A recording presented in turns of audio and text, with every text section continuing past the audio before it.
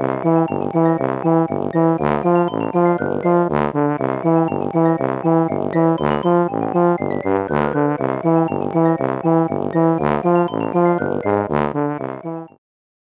viewers, how the hell are you? Today we're going to take a look at something from Jeranism called Planed Point Number 1. Derailed. This should be interesting.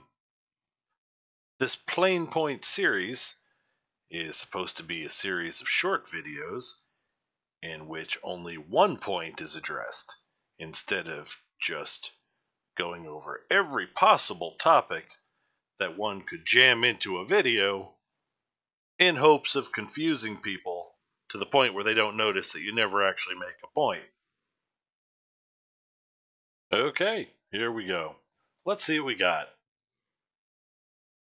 Astronauts to the moon. Ignition sequence start. 3, 2, 1. Houston, we have a problem. Liftoff. We have a liftoff. We copy you on the ground. You got a bunch of guys about to turn blue. What you're seeing here is a mirage.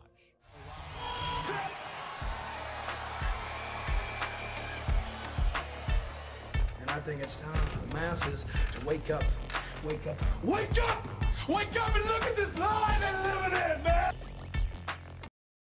Wow, 35 seconds of intro and a 3-minute video. This is starting off well. What's going on, everyone? People have said that they think my videos are too long. So here is Plane Point, a new series of short, flat Earth points, always 3 minutes or less. Plane Point number 1 is called Derailed. Let's get to the point.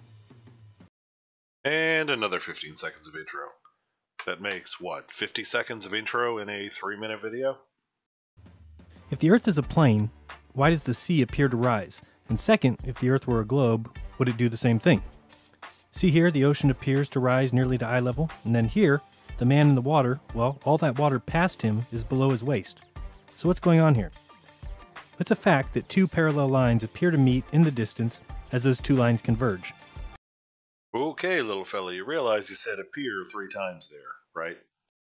Let's say it again a little more accurately. What you're saying is, this seems to be the result when you use inaccurate measuring instruments, such as your eyes and sense of balance, to try and measure fractions of a degree. Seems like I've been hearing this rises to eye level nonsense for an eternity. It's just not true. Alright, well anyway, let's see where you go from here. I don't have a good feeling about this, by the way. The top and bottom or sides of a long hallway would show this, but the best place to observe this is by looking down a set of railroad tracks. Because they are parallel, they will appear to meet in the distance at the horizon. Seen here are 2 sets of tracks from a top-down view. Only difference is the set on the bottom has one rail that curves off to the right. So the yellow lines represent the track converging from the observer's viewpoint, and that's that blue triangle. So the parallel tracks converge at our eye line. These red lines represent our view angle. As we look at the track further and further in the distance, our view angle of the tracks gets smaller. By view angle, I'm talking about this angle, the angle from our eyes to the track. On the bottom set, we again have the one side of the tracks converging at the horizon, but the rail that curves away causes us not to have a reducing view angle. The angles at the top would reduce, but the bottom of that angle would reach a limit, the line tangent with the rail. In fact, the rail at the bottom would never meet at the horizon, because our view angle would become tangent with that rail. Well, the left rail can be seen as the sky, and the bottom rail can be seen as the ground. Remember, lines which appear to approach in the distance are parallel lines. The surface of the Earth appears to approach the skyline. Ergo, the surface of the Earth is parallel with the sky. Okay. There is so much wrong with this false analogy, I'm not entirely sure where to start. Let's take a closer look at his little picture, shall we? Here's what he started out with. And I know we were all thinking the same thing. It's such a simple drawing. What could go wrong? Well, as it turns out, quite a bit. First, why don't we take a look at how he botched the simpler of the two. The top tracks. Alright, so far we're not doing too bad. The yellow line is what the tracks would look like to an observer at the point of the blue arrow. except for the horrible misrepresentation of scale, of course. But other than that, yeah, we're good so far. And then this. We can see what he was trying to do, but unfortunately that's not what he did. The red lines are supposed to show the diminishing angle between the two tracks one would observe as distance increases, and that would cause the tracks to appear to follow the path of the yellow lines, meeting at a point in the distance. So I'm sure you can already see where things went wrong here. The red lines should terminate at the tracks to show the diminishing angle as distance increases. Where they actually terminate is on the appearance of the tracks due to perspective. The way this is done, the apparent angle between the two rails diminishes much more quickly than it would in the real world. Being that he's in a group that likes to say the word perspective so frequently, you'd think he'd be able to represent perspective effectively. Apparently not. Now let's take a look at his second set of tracks. In this, his second and more complicated set of tracks, it doesn't matter what he drew with the lines. The reason for that is this is a gross misrepresentation of what those who know we live on a spherical Earth claim.